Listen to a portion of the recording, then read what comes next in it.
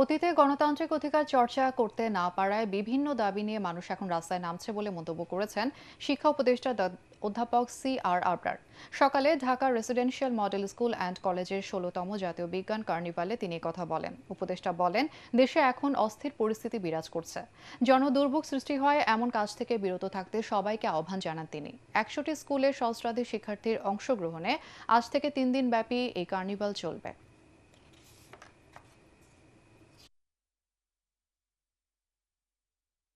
এতদিন ধরে যে জনগোষ্ঠী সম্পূর্ণভাবে তারা তাদের যে গণতান্ত্রিক অধিকার তারা চর্চা করতে পারেনি, তারা এখন সুযোগ পেয়েছে সেই অধিকার চর্চা করার।